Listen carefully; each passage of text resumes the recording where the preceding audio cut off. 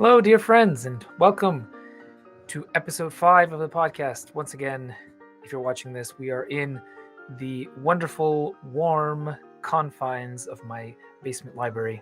And this time there actually are libations. It's one of those Fridays. It's time. I welcome you here. And I want to talk to you today about something that I haven't talked about yet. In these early episodes, mostly I've been focusing on the powerful positive effect that fantasy literature can have on the human person. And even before I started this podcast, I did a short video and audio series, which you can get on my website, nicholaskotar.com, where I talk about the kinds of stories that we need to unite us during dark times. And almost entirely, those stories are stories that have positive effects on us. There are stories of heroism. There are stories generally of strong moral character. But it would be wrong of me to simply leave it at that. I need to talk about some of the negative effects that, yes, I'm going to say it, that bad fantasy can have on the human person as well. And here's where I do anticipate a bit of pushback. For some people, for some readers and some writers, just merely saying out loud that some stories are bad for you is an automatic red flag and will probably get some people mad at me. And it's true, there is a lot of good criticism of fantasy, classic fantasy, coming from people of a more postmodern frame of mind. And to ignore their point of view completely would do a disservice not only to their arguments, but to my own. Because every time someone like George R.R. Martin tells you that high fantasy of the heroic romantic variety, such as The Lord of the Rings, is morally simplistic, could it be that he and the rest of his ilk are just trying to sell you a bill of goods? Well, that's what we'll be exploring today, or at least beginning to. I think it will take a bit of time to really do this idea justice. Today's show is sponsored by my wonderful patrons. They are the backbone of my work. They inspire me. They keep me creating, even when I really don't feel like it, but with the world going crazy around us as it is.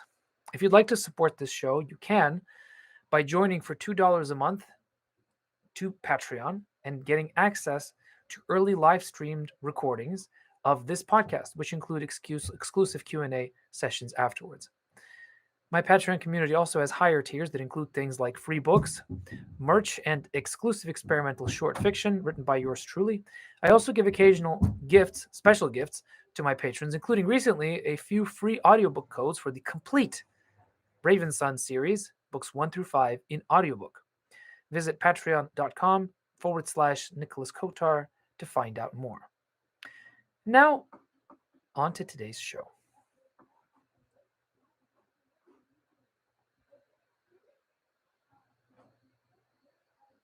I believe, and I'm not the only one, that fantasy and sci-fi, or rather speculative fiction in general, are the genres most suited for telling the difficult truths about our world and our society. That job used to be the exclusive domain of what we now call literary fiction. In the 19th century, especially, realist fiction writers like George Eliot and Charles Dickens really created a serious societal change through their portrayals of the horrors of the Industrial Revolution. But literary fiction nowadays is often more obsessed with itself than it is with telling any sort of truths about the world.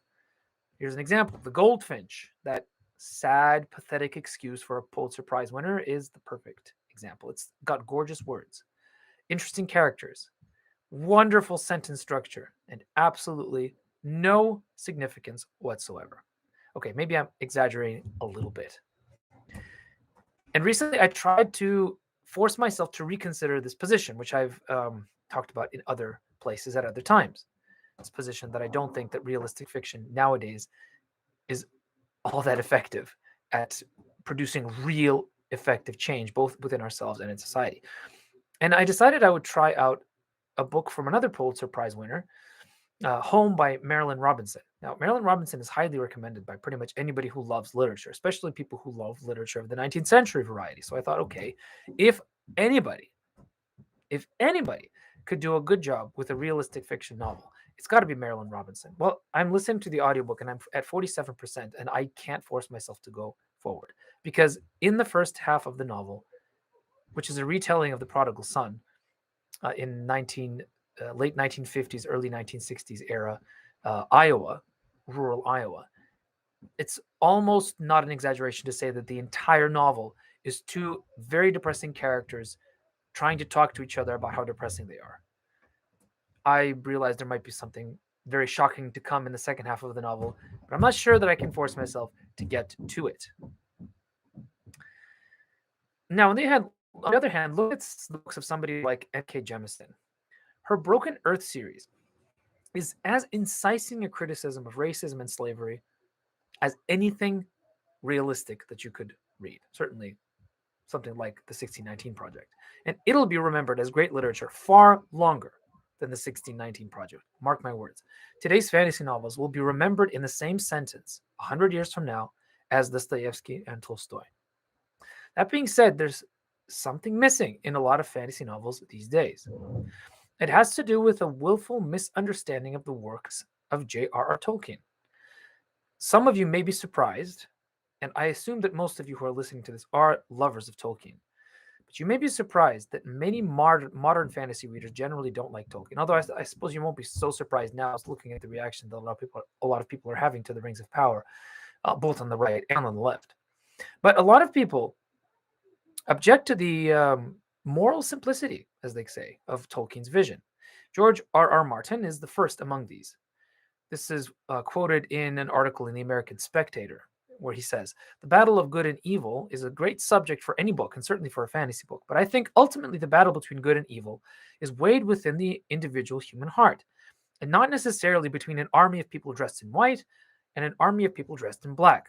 When I look at the world, I see that most real, living, breathing human beings are gray."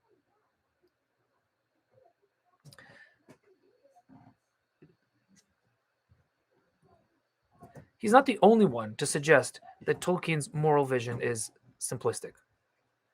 Someone else who very famously objected to it was an author named Michael Moorcock, also a fantasy writer, not as famous as Tolkien, but certainly very well known within the ranks of writers of serious speculative fiction.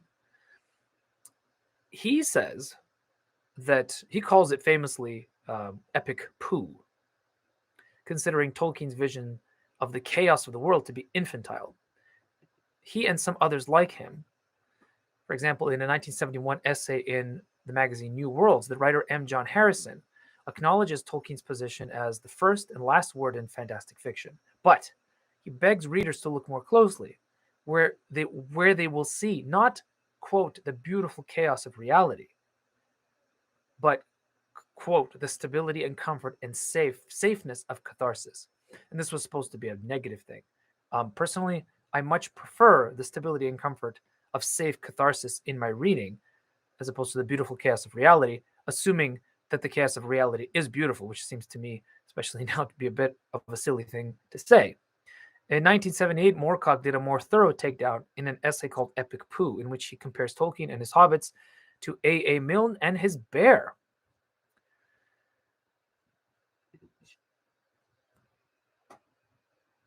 So this is how serious writers of fantasy fiction, especially of the postmodern variety, tend to look at the sincere heroism exhibited in books like The Lord of the Rings, but really what they object to is the whole idea of the hero's journey as it is traditionally represented in both fairy tales and myths and many modern fantasy novels.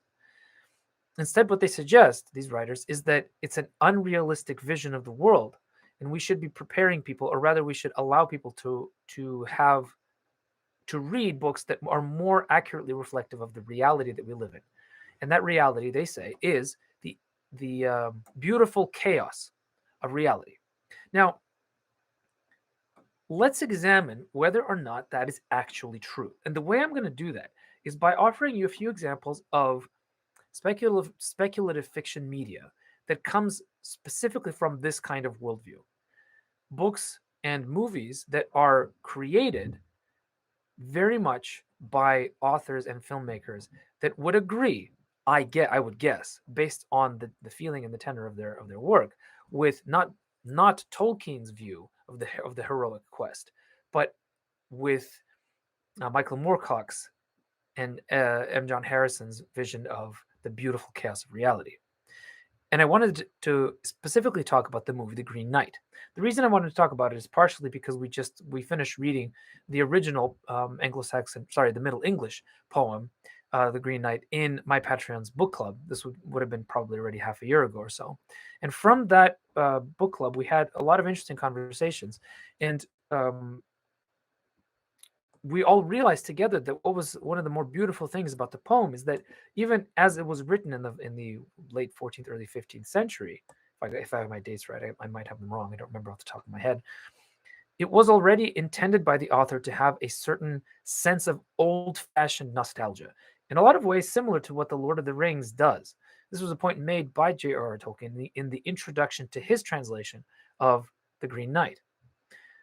So the original poem, though written in the Middle Ages, would have sounded to readers of that time slightly old-fashioned, and the readers would have liked it for that specific reason. In fact, it's one of the reasons why it continues to be well known even in our time, because it has this nostalgic vision of the past that doesn't embrace the quote beautiful chaos of reality, but rather embraces an idea of pleasant catharsis, something that Tolkien, by the way, talks about a lot in his essay on fairy stories, as we have already mentioned on this podcast.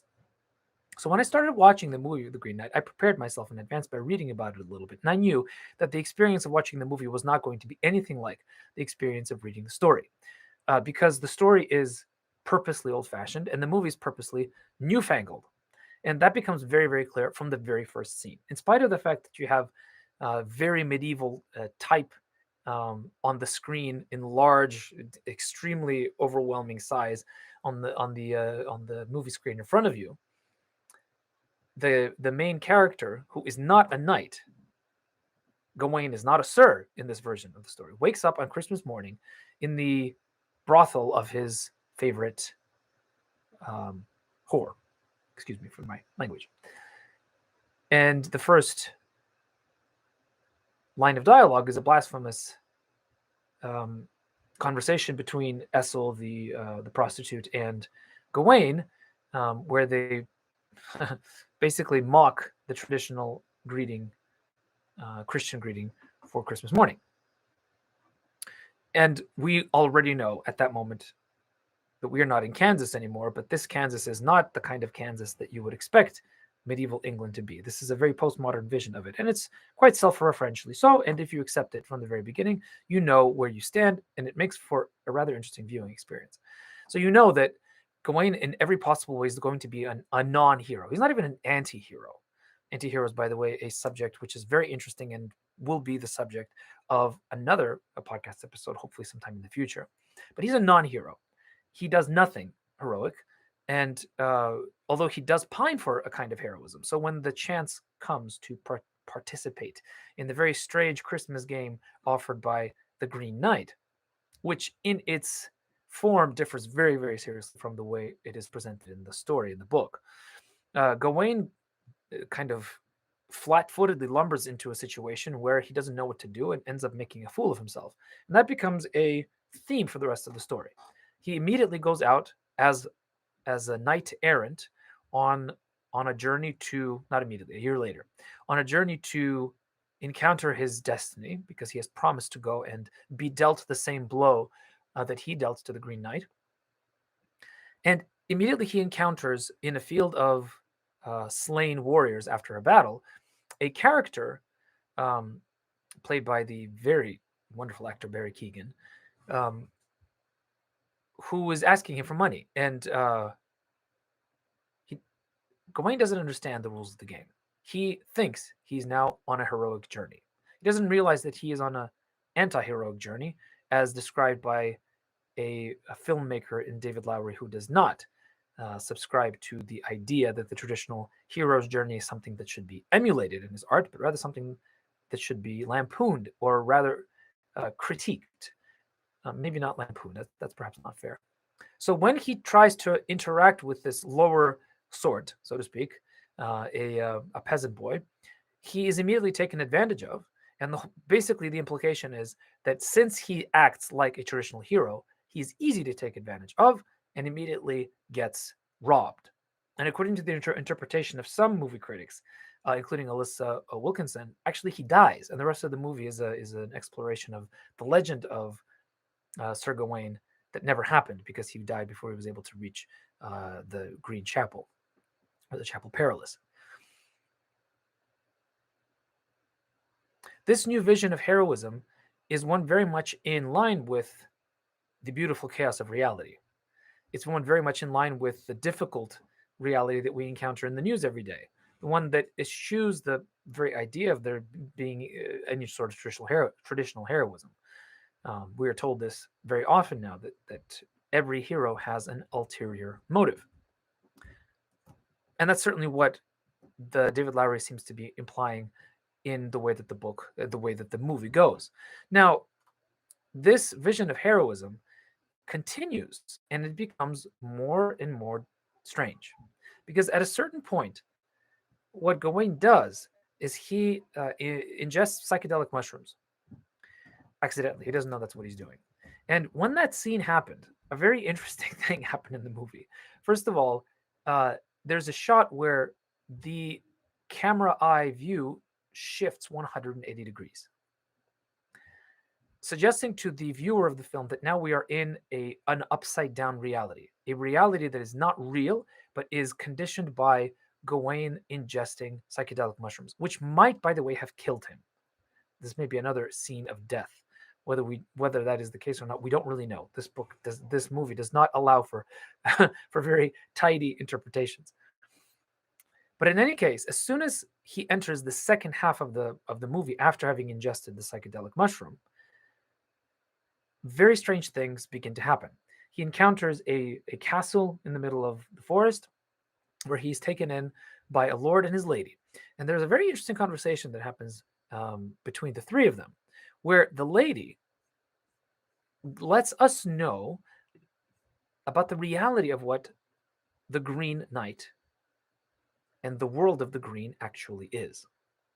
The significance of this state of affairs, as quoted in a wonderful article by Stephen Gray Danis on decentfilms.com, is explicitly laid out in the monologue regarding the color green. The reflections on the significance of green come from Bertilec's wife, the lady who in the poem's most important test sequence repeatedly tries to seduce Gawain, unsuccessfully in the story and successfully to a certain degree in the movie, in a very strange and unpleasant scene. Here she is played by Alicia Vikander in a double role. Alicia Vikander also plays the prostitute, and it's presumably intended to enhance her connection with Gawain. Green, according to this monologue, represents the inexorable forces of the natural world working against the human world. Growth and decay constantly eating away at human achievements and human bodies. Resist it how they may. Quote, she says, pull it out by the roots one day, and the next there it is, creeping in around the edges. Where you go, your footprints will fill with grass. Moss shall cover your tombstone.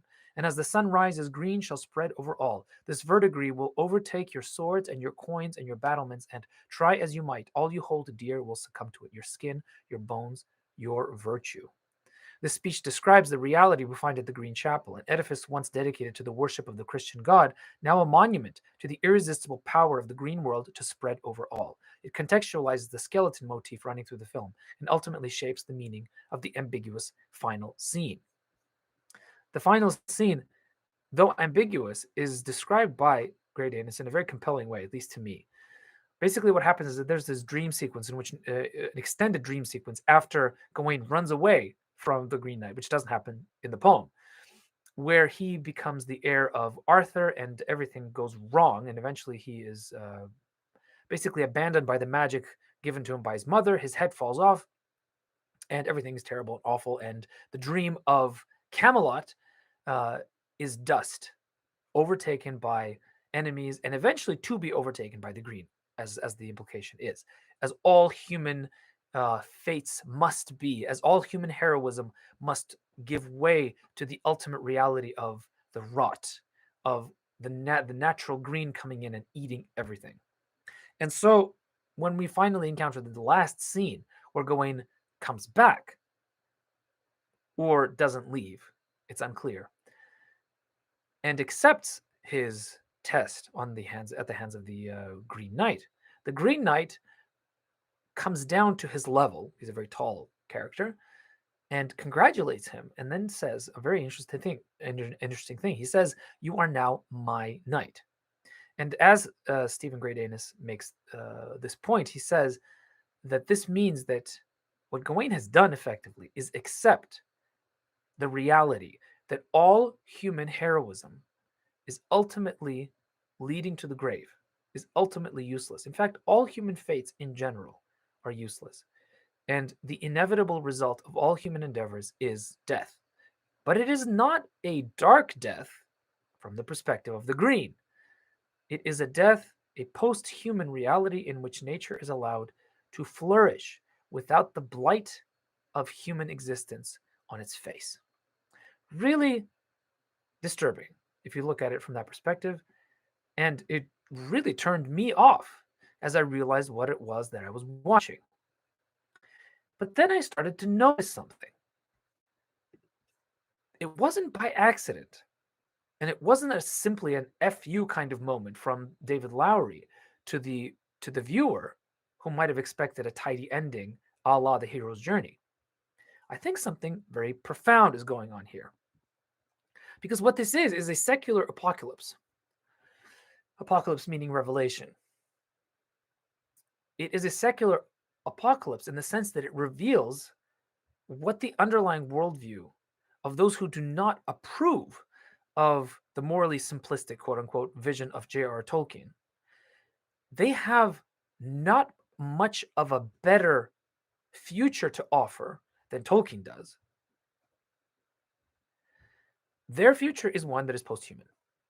That certainly seems to me to be the case. Now, if you think that I'm exaggerating based on a single movie, that is, I agree, capable of many different interpretations. It's a very odd movie, very beautiful movie, very interesting movie, and I certainly do recommend that you watch it, at least for the experience of seeing something quite beautifully made, even if ambiguous in the final analysis. But I started to notice it in other places, in particular in a novel called The Gone World by Tom Sweterlish. Now, The Gone World is a fantastic, fantastic novel. It is very dark. I don't recommend it to everybody, but for those who have the stomach for some pretty awful violence and some very tragic human reality, it is a very interesting and fascinating novel. In The Gone World, Tom Sweterlish introduces an ambitious investigation, one that jumps back and forth in time. By the way, I'm quoting from a review in The Verge. I will include the quote, the review in the show notes. This investigation jumps back and forth in time, and it could decide the fate of humanity. It's a complicated, dazzling novel that keeps the reader hooked until the last pages. It certainly is that. The Gone World opens the 20th century NCIS agent named Shannon Moss on a training mission in the distant future of 2199. She's part of the Naval Space Command, which runs a covert space and time traveling program that sends Navy personnel across the galaxy and across time. On her first mission, she discovers a horrifying scene, a version of herself crucified mid-air in a broken wasteland. She's witnessing what her agency calls the terminus, a mysterious phenomenon which signals an apocalypse that appears to be moving closer and closer to the present. After her training, she's called to investigate a brutal murder in her present, 1997. And from then on, everything she learns leads the terminus closer and closer to her present reality, and more reveals what the writer seems to be saying about humanity in reference to this bizarre and very disturbing phenomenon called the terminus. Now, we know that we are in something that's much more than a speculative police procedural when one of the characters, the love interest for Shannon Moss, is encountered in a cabin in the woods. This character, by the way, is a lapsed Christian, which is an important point for the story. In this hut that he lives in, we see the painting of Hans Holbein's Christ in the Tomb. Now, those of you who know classic literature will immediately have their antenna go up, because this is the painting that is repeatedly referred to in Dostoevsky's The Idiot as proof of the fact that Christ could not have resurrected. Because if anybody looks at that painting of the dead Christ in the tomb, he could not possibly believe he could not possibly believe in the possibility of a resurrection, because the presence of death is so overwhelming in that painting. It's a point that is made repeatedly in the novel. It's something that it's a very beautiful philosophical moment that recurs in different ways in Dostoevsky's fiction. So when it appears in this otherwise very genre book, you understand that this is something that's important. And in it, we eventually encounter this very interesting reality. And that is that in a world where one is forced to embrace the beautiful chaos of reality, quote unquote, the formerly Christian character, when faced with the terminus, and the terminus is most likely an alien phenomenon, but it is an alien phenomenon that doesn't seem to have sentience. It seems to be the kind of inexorable force of the green as we encounter in the Green Knight. It is nature at its most predatory, in its most predatory self. Nature, a natural phenomenon that is above the food chain, above humanity in the food chain, so to speak. And it doesn't seem to have any sort of demonic or insidious designs on humanity, even though it does feel that way throughout the novel. So what does this character, who is a very accurate representation of sort of your regular Joe American, most of whom are sort of Midwestern Joe American who is faintly Christian or grew up faintly Christian, he begins to worship the phenomenon. He hates it, but since it is the inexorable and inevitable reality, it is the beautiful chaos of reality, his worldview doesn't allow for him to see it as anything else other than God, and he worships it. But he worships it while hating it. And in a very awful sequence of events, it ends up forcing him to betray Shannon Moss in a way that is unexpected and quite gut-wrenching and awful in the novel.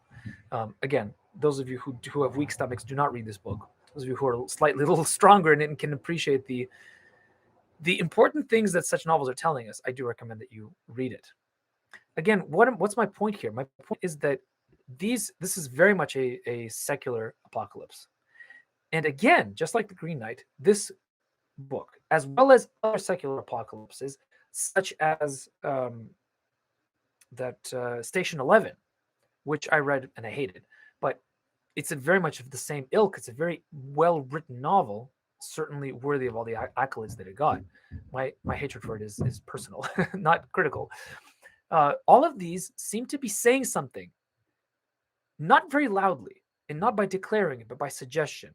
Something about the inevitability of the worldview of those who embrace the Michael Moorcock kind of vision of heroism. The heroism that does not like to have the possibility for morally simplistic, infantile, heroic journeys. All these stories inevitably reveal something about the way they see the world. The way they see the world is that it is ultimately irredeemable. It is ultimately dark. It is ultimately inevitable that the green, post-human reality will come. And all of them seem to be okay with that fact. All of them seem to, on some level, lament the loss of humanity, but on another level, they seem to be okay with it because of the suffering of Mother Earth. And because we are a blight, like I said, on the face of the planet, and let the planet survive without us. This is a very distressing to me and a disturbing turn of events when I realize that this is really the underlying worldview of a lot of people who object to the traditional heroic quest as a trope for reading, but also as a trope for living.